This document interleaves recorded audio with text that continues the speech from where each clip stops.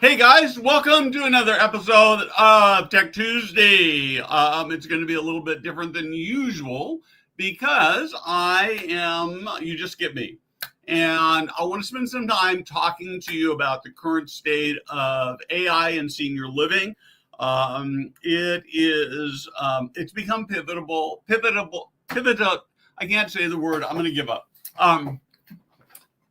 It has become vital to every single senior living organization out there. When I talk to people who say, oh, we're not doing AI or we're playing with AI, what they're really telling me is they don't really understand that AI is actually playing a big role in the things that they're doing, the tools that they're using, or those kinds of things. But I want to start by saying AI has this great ability to solve so many key challenges that we're facing. It can help you with occupancy. It can help you with staffing shortages. It can make you more efficient.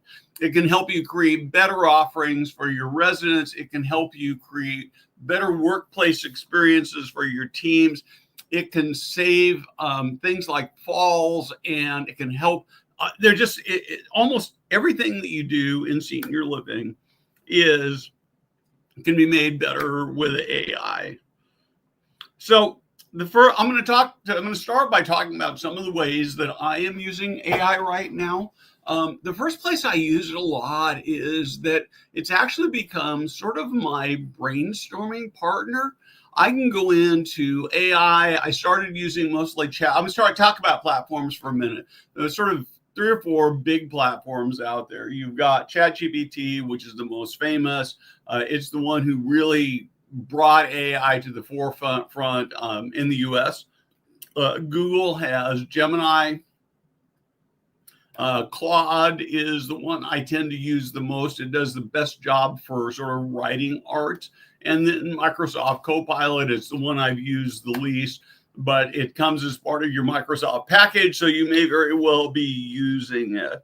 And so for me, if I got an idea, so one of the things that we're doing, one of our new initiatives is a premium product where we put out content, put out activities. In fact, Jada, why don't we put up the UR code for that?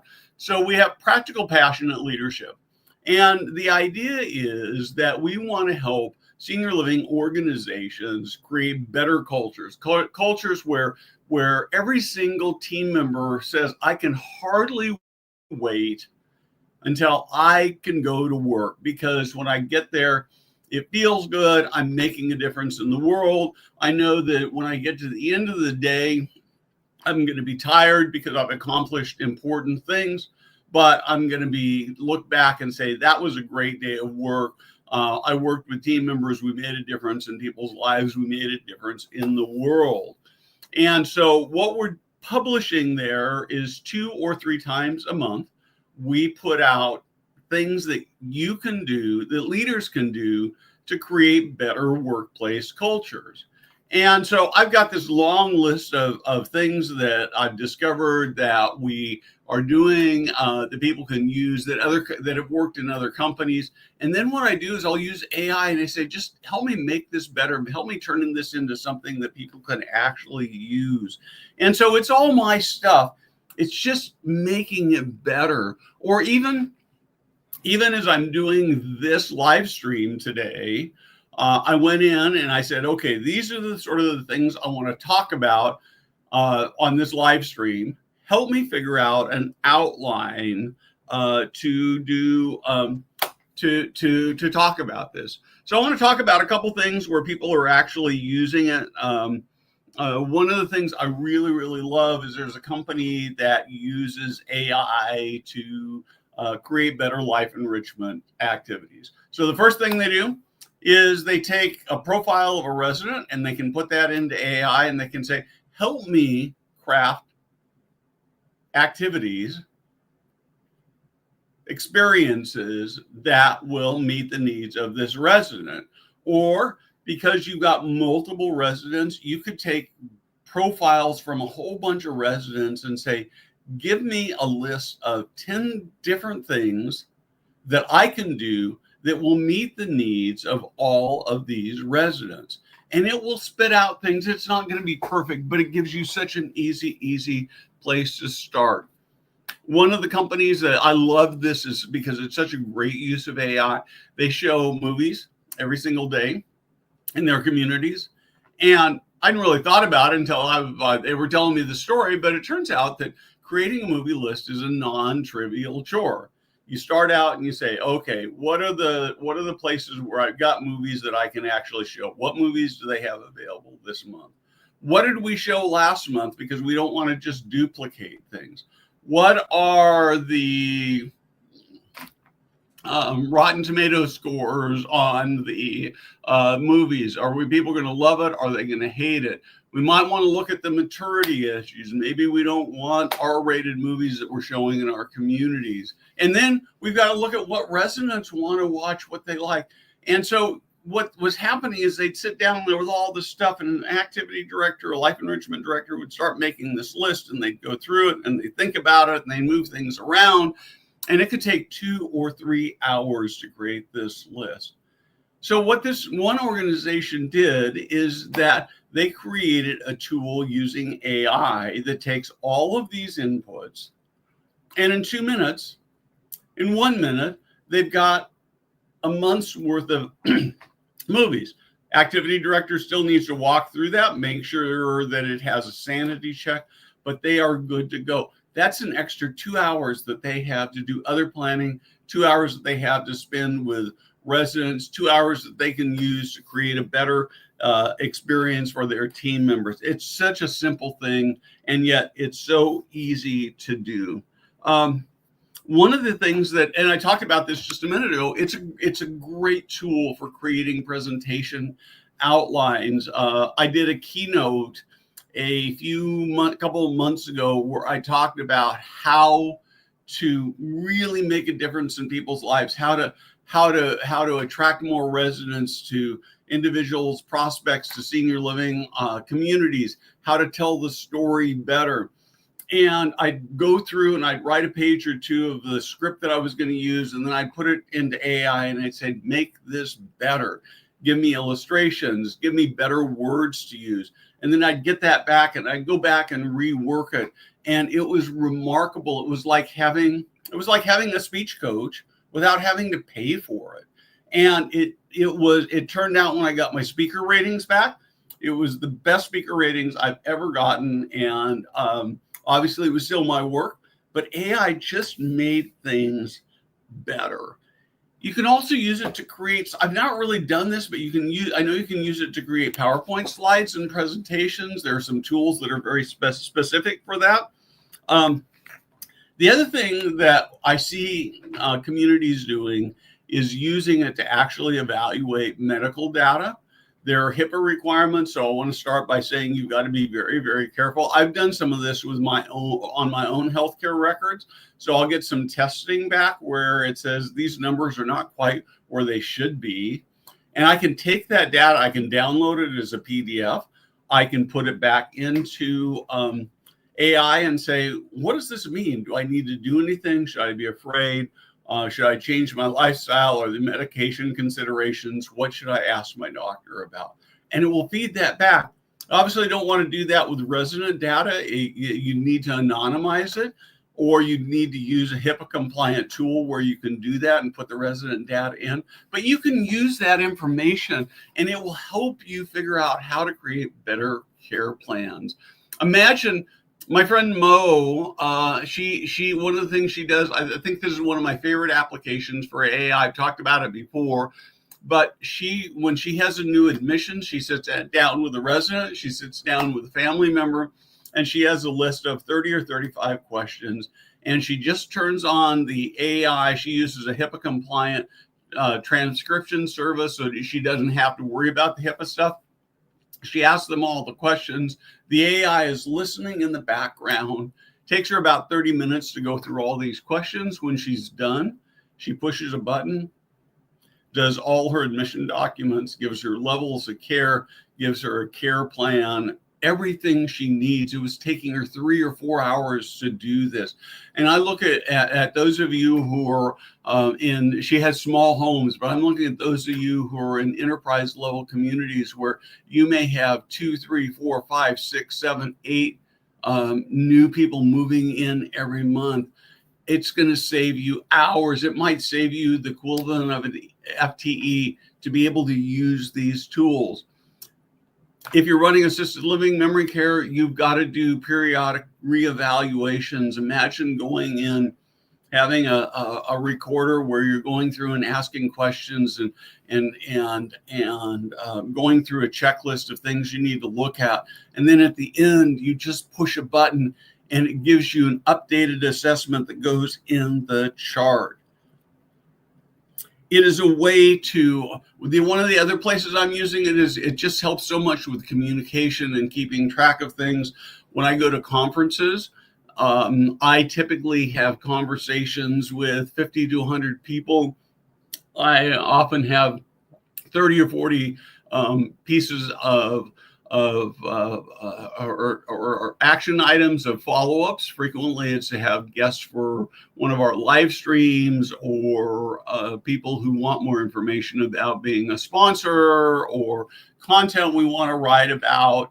And what would happen is I'd get a card or I'd make a note, and then I'd get back home and I'd look at this card and I'd try to read what I wrote on the back, and it was like, I have no idea what I'm supposed to do this. And then I'd guess, and then I'd do this for about 2 weeks. And then I finally give up and say, forget it. And they'd all just sit on a shelf someplace. And I missed valuable opportunities. So now what I do is I take a picture of somebody's badge. I take a picture of somebody's card.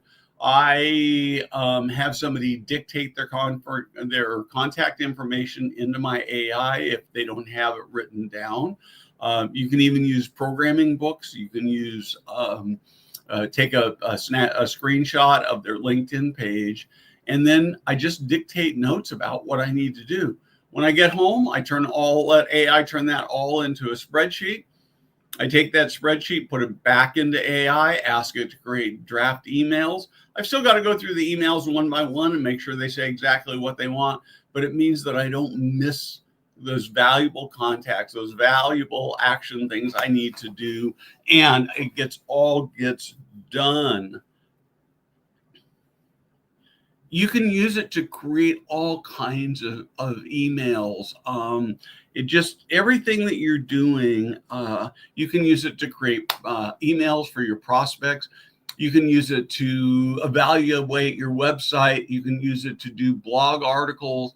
Frequently when I write articles, it is the best copy editor proofreader. I'll write an article and I'm a really, really sloppy writer. I would be embarrassed to have you see some of my first drafts. They are so bad. They look like they're probably written by a third grader. They're so bad. And I can take those, I'll do a proof in them. And I'm just not very good at proofreading. I've done these things and then I'll send it to somebody else and they say, what do you mean here? And I thought it made perfect sense. But you can take that, you can put it into AI. You say, check the grammar and spelling on this. It will do that. It'll give back. You won't lose your voice. The other place I'm using it a lot is on this, again, I talked about with the Substack program. It creates activities. One of the ones I just wrote, I'm going to give you a little bit of tease on this, is that I was reading some material where it turns out that if you're actually asking people to make a change in behavior, and really that's what leaders' job is to help people behave in ways that are more effective, that make the jobs better, that serve the customers better. It's really hard. We love doing things the way we've always done things. It's comfortable. It's not the best way to do things. Leadership means making those changes. And so the challenge that leaders have is, how do I get one of my team members or a whole group of team members to think about things different ways, to do things different ways? Turns out that if you can get them to do something physical as part of that, it will lock in, and it's much more likely that the things you're trying to accomplish will happen.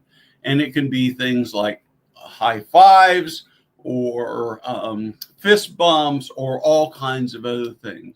And so I knew all of this. And so I went to AI and said, okay, here are the parameters I'm looking for.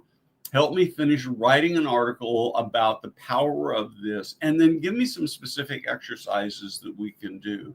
And so I still put time into building these articles, but now I've got 2 great articles, and they are just better because of AI. One of the great potentials that we're seeing is to evaluate, and I think we're very early in this, is to evaluate prospects. So I was talking to one of our vendor partners that we were working with, and they do some lead scoring. And again, they use AI to do this lead scoring.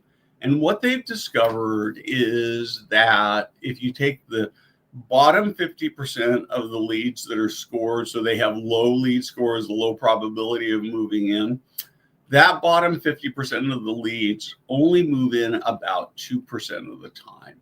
And so what that means is if you're putting the same amount of time into those 50%, that bottom 50%, as you are in the top 50%, it means you're neglecting the top 50%, working on people who probably aren't going to move in.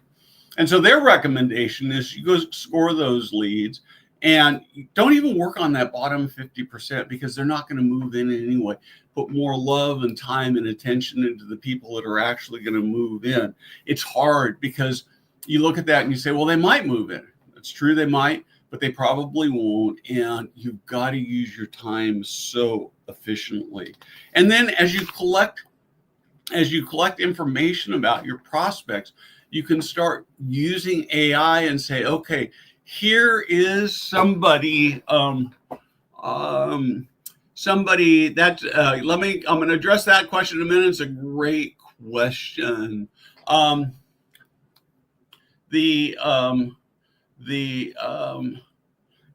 was I? So Jade is laughing at me, who's producing in the background. Oh, I know what to say. So you get this, you start building this profile of an individual who's a prospect. You've got the individual who might move in, who's thinking about moving in. You got the family member, you've got other stakeholders, and you start taking this information. And then you go to AI and say, how do I talk to this person that would, in a way that will actually make more sense to them, that will hit the things that will important to them. And some people are naturally really good at reading their prospects, and they understand how to do that. But a lot of us don't have that. AI has the ability to build these profiles that will help you build better messaging, very customized individual messaging. So the program that they use to do the AI care plan, she uses a HIPAA compliant scribe. And I don't remember what the company is. There are a bunch of them out there. And then she built her own application around that based on her set of questions and her state and her documents. If you'd like to talk to her, if you DM me, I'll connect you with her and let you know. And I'm sure she'd be glad to share with you what she's doing and how she's doing it.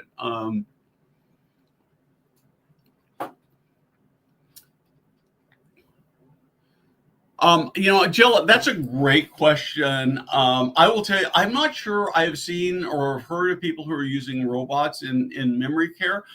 Robots is one of the really interesting things to me. I kind of thought they would be bigger than they are. They are used in some dining services, but they seem to be more of a novelty than making a real difference. And I've seen a few communities that are using it for things like floor cleaning, which seems like a really natural thing. I do think that AI really plays a role in terms of how you can better profile your residents in terms of creating life enrichment programmings.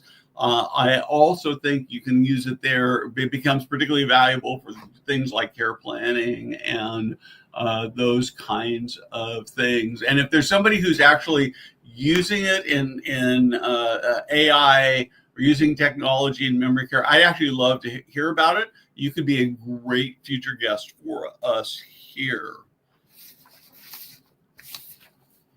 And let me look at my notes here.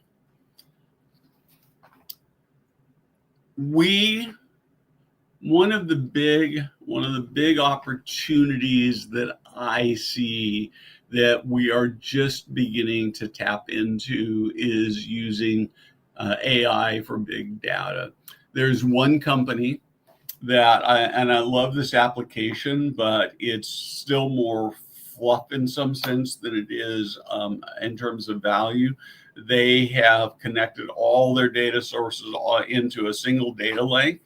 And then family members can go to a portal and say, tell me how mom's been doing for the last week.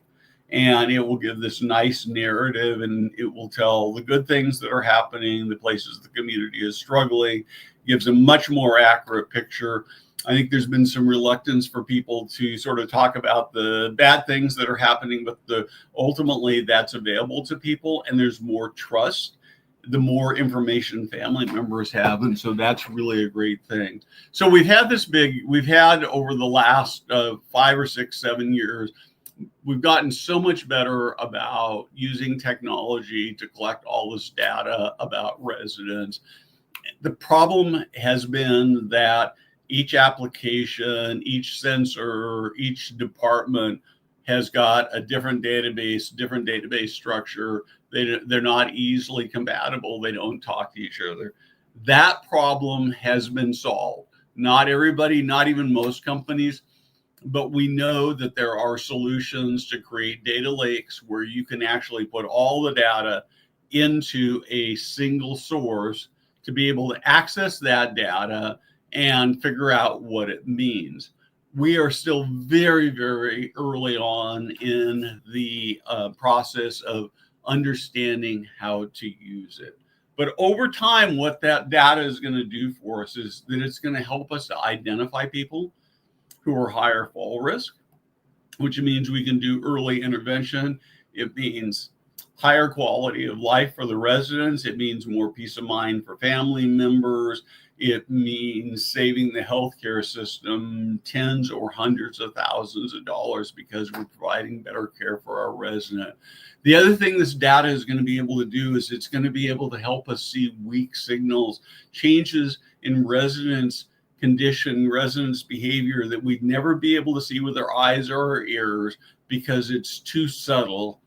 But AI can identify those things. And sometimes it's going to go, we're just seeing this 2% decline in, they're sleeping longer, or they're moving slower, or they're going to the bathroom one more time in the middle of the night. There's probably something going on that you ought to look at. And over time, we're not there yet, but over time, we are going to get to the point where it not only says, hey, there's something going on, the AI is actually going to say, this is what we think is going on, or here are the 3 things that we think are most likely to be going on that you should be able to take a look at.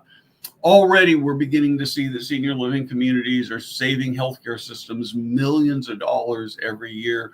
And AI is going to be such an important opportunity to make that happen. So as we move forward 5 years from now, I can remember when I started writing Foresight 15 years ago, 14 years ago, more than half of the senior living communities did not have pervasive Wi-Fi. I can't imagine walking into a senior living community that doesn't have Wi-Fi. When I started doing blogging and writing and doing thought leadership in senior living, many communities still use paper charts and paper to keep track of everything. I guess maybe it still happens in a few smaller places, but hardly any places that happen anymore. And so we're seeing this change. AI is going to be everywhere. It's going to be in your buildings. It can transform it. We struggle so much right now with the cost of care, with staffing. AI will make it possible for you to provide better care at a lower cost with fewer staff members. It's almost impossible to know exactly it is impossible to know exactly what it's going to look like in 5 years. One of the things that we do know is that the AI you're using today, right now, is not as good as the AI you use tomorrow or in a week from now or a year from now. There are things that I use AI for today that 6 months or 8 months ago I just wouldn't have used it for, or I would not have. I'd have to spend a lot more time polishing what it does. The last thing I want to talk about for you as AI and using AI is that you have to, and I know this is going to sound so creepy, but you almost have to think of, working with AI as like having a conversation with another person, with a team member, because it's going to give you information that's not right or doesn't meet your needs. And you got to be able to go back and say, yeah, this part works, that part doesn't. So as I work with my team members, I work with Jada. She calls me up and she says, hey, we got these things we got to do. And I go, well, how about? And then she goes, well, how about this? And I go, well, how about that? And she goes, well, how about this? And finally, we come to a conclusion. That's the way you've got to use AI, is you got to have conversations with it. I do know there are people who actually use it and have named their AI. And it will change your life. Just a few more quick things that I see people using it for that I want to hit. People are using it to keep track of their policies and procedures. One of the things that is a huge benefit is you have somebody who is a new hire, or maybe even somebody who's been working for a long time, and they go, I can't remember what the company's policy is for this. And then they go, and this is all happening in their head, and they go, well, but I don't want to sound stupid. And so I'm just going to guess at it. And maybe they'll get it right, and maybe they won't. But with AI, they can go in and they can say, well, what's the company policy for when this happens? And AI will go in and look at the policy manuals and say, oh, this is what it is. And you've got better compliance. If you've got contracts, right now, what do? You send them off to an attorney. Attorney reads through them, sends you a wait, and 5 weeks later, you get this contract back and a bill for $1,000. Put it into AI. Ask AI what you should be concerned about. In 30 seconds, you'll have some ideas. There are just so many things. And if you've got ways that are using it that I haven't talked about, I would love to hear about it. We are always looking for what people are doing to use AI. We think it's the most we talked about robots earlier. I thought robots would be a lot more transformative than they have been. AI is already transforming the industry. It's only going to get better. It's only going to get more important. And the last thing I would say, it is so inexpensive to use it. So again, I'd love to hear what you're doing. And thank you for joining me on this episode of Tech Tuesday.